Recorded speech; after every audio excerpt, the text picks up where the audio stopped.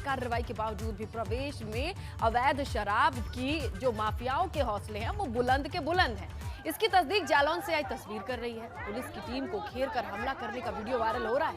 तस्वीरों में देखा जाएगा कि पुलिस वालों के साथ मारपीट की जा रही है और इस मारपीट में देखिए तो सही महिलाएं भी शामिल हैं। मामला कालपी कोतवाली क्षेत्र के शाहजहांपुर गांव का बताया जा रहा है।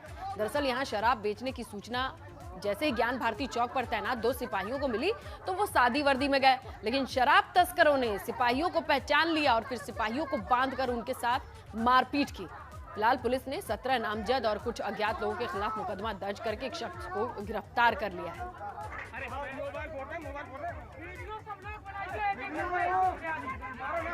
ये दिनांक 13/3 की घटना है। ये आगामी चुनाव के मद्देनजर ये अवैध शराब के खिलाफ अभियान चल रहा था। इसकी सूचना पे थाना कालपी के चौकी क्षेत्र के 2 सिपाही सादे वस्त्रों में गए थे। वो पुराना शराब बेचने वाले हैं, उनके खिलाफ शराब तस्करी का रिकॉर्ड थाने में है। और इस खरीद के दौरान जब उन्होंने पैसा दिया उन्होंने दिया तो इसके दौरान उसने पहचान लिया कि ये तो था सिपाही है और उसने साजिशन गांव वालों को बुला लिया। गांव वालों ने पुलिस के साथ अबत्ता की, सिपाही को चोटें भी आई। इस पूरी खबर पर ज्यादा जानकारी के लिए मयंक गुप्ता हमारे सहयोगी का रुख करते हैं, फोन लाइन पर मौजूद है। मयंक, ये बताइए कि 2 सिपाही पहुंचते हैं, गांव वालों को डर नहीं है, इसमें दोनों पक्षों की बात तो पहले सामने रखिए कि क्या क्या सिचुएशन थी। जी, आपको बता दूं कि पूरा मामला कालपी कोतवाली क्षेत्र के शाहजहांपुर का ये वीडियो बताया गया है, जहां पर पुलिस के साथ महिला मारपीट नजर आ रही है। पूरा वाकया चौकी प्रभारी के सामने हुआ है। बताया गया है कि पुलिस को गांव में अवैध शराब बेचने की सूचना प्राप्त हुई थी, जिस पर पुलिस दबिश डालने पहुंची हुई थी।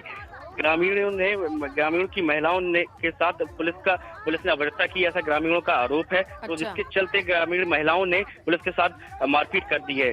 जी, तो यहाँ पे पक्ष ये है कि ग्रामीण महिलाओं के साथ पुलिस ने अभद्रता की और इसीलिए तमाम ये उलझते हुए लोग भी नजर आ रहे हैं। मयंक, इसमें बार बार ये कहा जा रहा है अभद्रता का मामला, जबकि पुलिस कह रही है कि यहाँ पे शराब तस्करी, ये खबर कब से मिल रही थी और इस गांव में शराब तस्करी के रिकॉर्ड हैं क्या, ऐसे सबूत हैं? जी, आपको बता दूं कि गांव में काफी दिनों से पुलिस का कहना है कि काफी दिनों से सूचना प्राप्त हो रही थी कि यहाँ पे अवैध शराब बेची जा रही थी, जिसको लेके पुलिस को सूचना प्राप्त हुई थी कि वहाँ पे अवैध शराब बेची जा रही है, जिसको लेकर पुलिस टीम पहुंची हुई थी। वहाँ पर ग्रामीणों ने उसके साथ मिलकर मारपीट कर दी है। मयंक, गंभीर मसला है यहाँ पर। देखिए, चुनाव आने वाले भी हैं, ऐसे सिलसिले में तमाम दबिश दी जा रही है, तमाम धरपकड़ जारी है और ऐसी तस्वीरें भी आ रही है, तो ऐसे में देखना होगा कि अगला कदम क्या उठाते हैं। आपका शुक्रिया मयंक तमाम जानकारी के लिए। कासगंज में एक भाई की गुंडागर्दी का मामला सामने आया है। घटना का वीडियो वायरल होने के बाद पुलिस ने आरोपी भाई को 315 बोर के तमंचे और 2 कारतूस के साथ गिरफ्तार किया है। क्या है ये मामला, देखिए।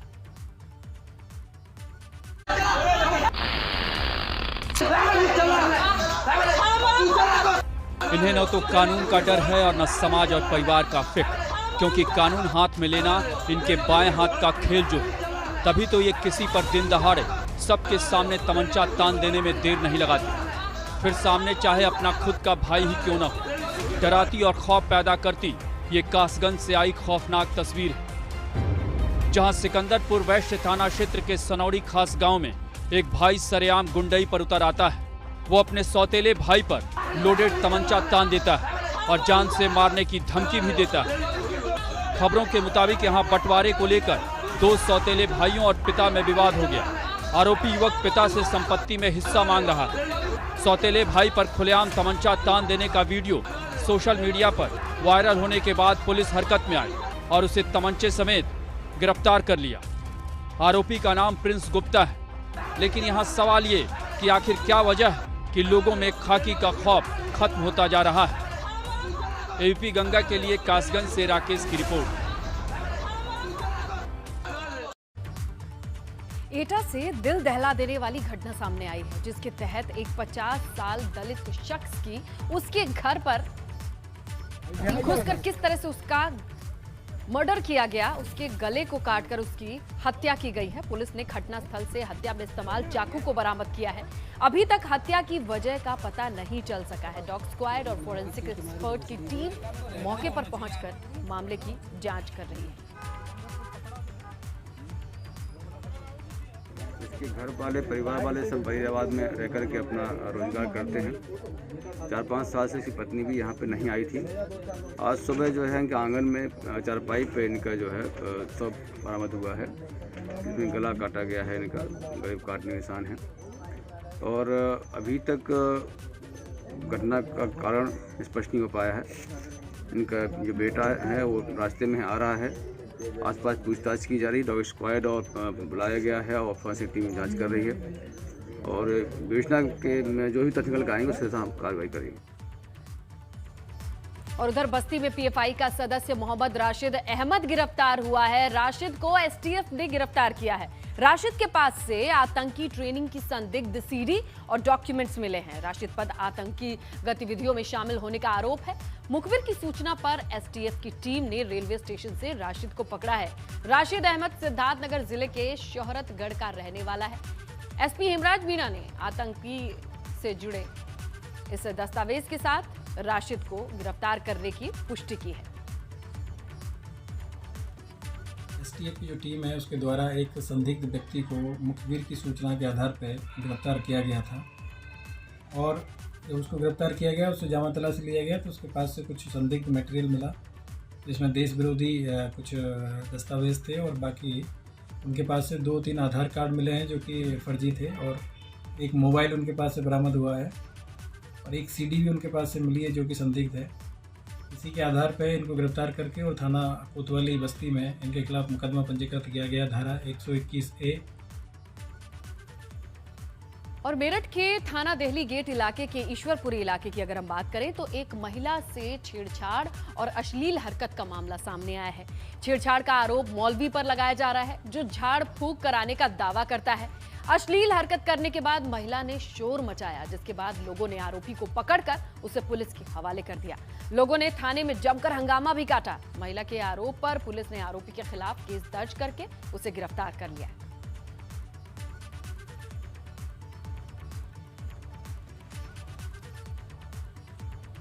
देखिए, ये कल देर शाम थाना देहली गेट पर सूचना मिली थी कि ईश्वरपुरी नाम के मोहल्ले में एक व्यक्ति जो है एक महिला के घर में आ गया था। इसमें उस महिला की तरफ से, उसके परिजनों की तरफ से शायद तहरीर आई है, महिला की तरफ से तहरीर आई है जिसके आधार पर इस व्यक्ति को अरेस्ट किया गया है और साक्ष्य और सत्यता के आधार पर आगे वैधानिक कार्रवाई की जाएगी। बड़ी खबर गाजियाबाद से, गैंगस्टर मुखलाल की संपत्ति को जब्त किया गया है। एसएसपी की गैंगस्टर पर यह कड़ी कार्रवाई की खबर मिल रही है, जहां मुखलाल एनसीआर का शातिर चोर है। आपको बताएं, चोरी के जरिए मुखलाल ने लगभग 2 करोड़ से अधिक की संपत्ति बनाई है, जिसे जब्त किया गया है। बाकायदा डुगडुगी बजाकर नोटिस को चस्पा किया गया है। गाजियाबाद और मेरठ, ये 2 क्षेत्र थे इस एरिया में मुखलाल की संपत्ति है और अब इसे जब्त करने की कार्रवाई जोरों शोरों से की गई है। ये देखिए,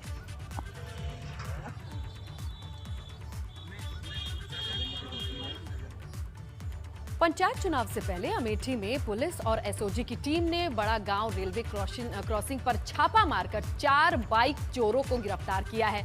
पुलिस ने इनकी निशानदेही पर चोरी की 9 बाइक्स को भी बरामद किया है। ये शातिर चोर बाइक चोरी कर दूसरे जिले में ले जाकर उसे बेच दिया करते थे। इस कार्रवाई के लिए जगदीशपुर पुलिस और एसओजी टीम को 5,000 रुपए का पुरस्कार भी दिया जाएगा।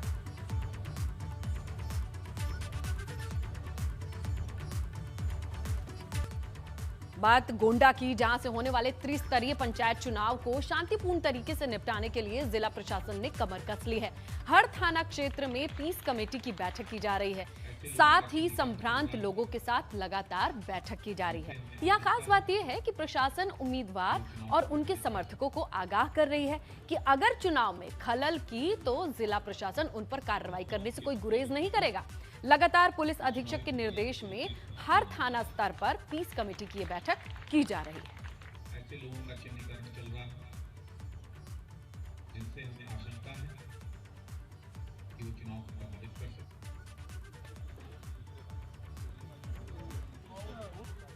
दबंग किस्म के व्यक्ति को इस चुनावी प्रक्रिया के इर्द गिर्द भटकने नहीं दिया जाएगा।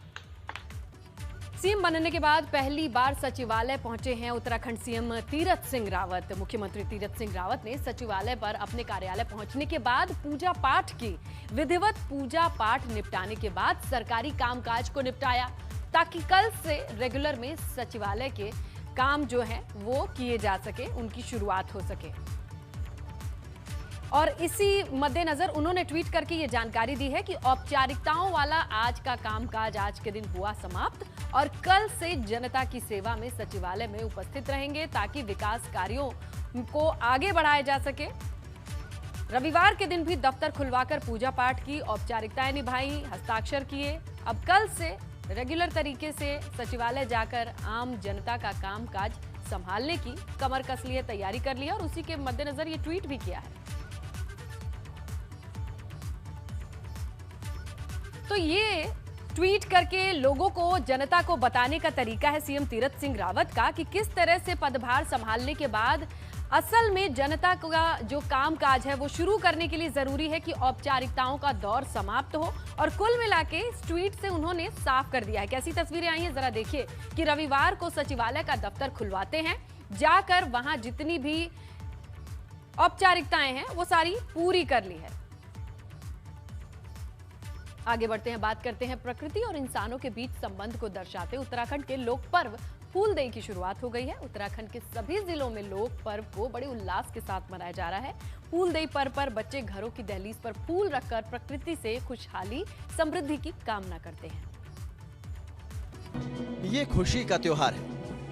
ये गढ़वाल और कुमाऊं की संस्कृति की पहचान का लोक पर्व है।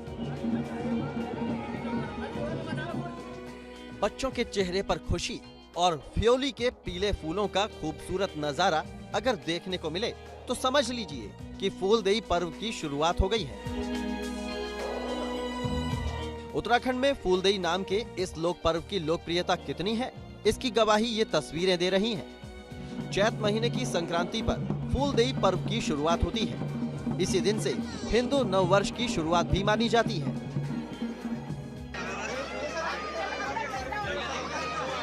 सूबे के मुखिया तीरथ सिंह रावत ने भी अपने आवास पर परिवार के सदस्यों और बच्चों के साथ प्रकृति का आभार जताने वाले फूलदेई पर्व को मनाया। इस दौरान सीएम ने सबके जीवन में सुख और समृद्धि की कामना भी की।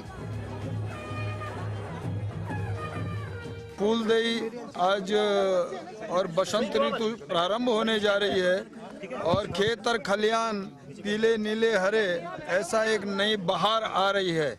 तो उस रूप में ये पर्व मनाया और बच्चियों के द्वारा जो कन्याएं हैं जिनका हम सम्मान करते हैं, आदर करते हैं, जिनके कारण समाज बनता है और उनको मैं नतमस्तक करता हूं, उनको दंडवत करता हूं, उन कन्याओं की पूजा करते हुए और इस प्रकार की संस्कृति हमारी बनी रहे। श्रीनगर की इन तस्वीरों को देखिए, जहां बच्चों ने फ्योली, बुरांज और दूसरे रंग बिरंगे फूलों को पूरे इलाके में घूम घूम कर लोगों के घरों की दहलीज पर रखा। साथ ही फूलदेई पर्व से जुड़े लोक गीतों पर जमकर झूमे।